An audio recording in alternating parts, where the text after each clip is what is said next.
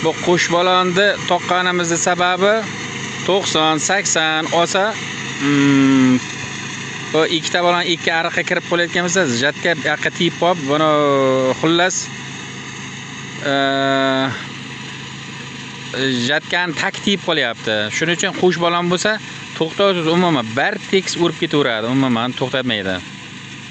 Qush balonni shunisi yaxshi, 70 mi, 80 mi, 90 mi qanaqa jo'yak bo'lsa ham bir xil teksda ketaveradi, umuman to'xtamaydi.